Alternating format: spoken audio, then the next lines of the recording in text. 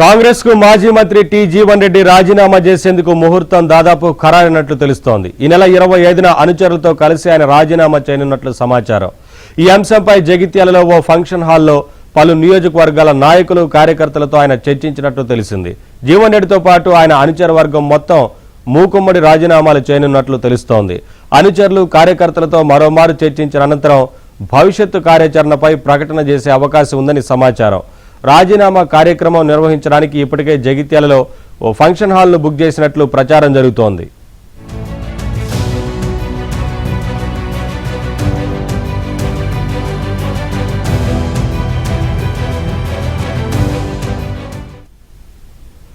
పార్టీలో తనకు సరైన గౌరవం దక్కడం లేదని తీవ్ర అసంతృప్తితో ఉన్న జీవన్ రెడ్డిని బుజ్జగించేందుకు మంత్రులు దుద్దిళ్ల శ్రీధర్ బాబు, అడ్లూరి లక్ష్మణ్ కుమార్ ప్రయత్నించారు.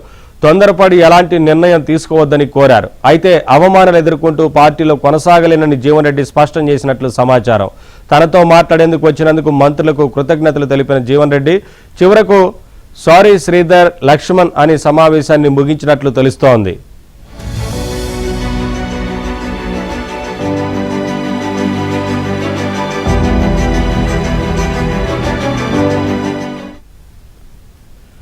కాగా జీవన్ రెడ్డి అభిప్రాయాలను ముఖ్యమంత్రి రేవంత్ రెడ్డి దృష్టికి తీసుకెళ్తామని మంత్రులు తెలిపారు. పార్టీలో జీవన్ రెడ్డికి సముచిత స్థానం కల్పిస్తామన్నారు. అభివృద్ధి కోసమే బీఆర్ఎస్ కు చెందిన 10 మంది ఎమ్మెల్యేలు ప్రభుత్వంతో కలిసి పనిచేస్తున్నారని వారు తెలిపారు. అయితే తనతో ఎవరు మాట్లాడినా పార్టీకి రాజీనామా చేయాలన్న ఆలోచనను మార్చుకునే అవకాశమే లేదని జీవన్ రెడ్డి స్పష్టం చేశారు. మంత్రులు కలిసి వెళ్లిన తర్వాత ఆయన తన అనుచరులు కార్యకర్తలతో ఈ అంశంపై ముచ్చటించారు. ఎవరొచ్చి మాట్లాడినా తగ్గేది లేదని తేల్చి చెప్పారు.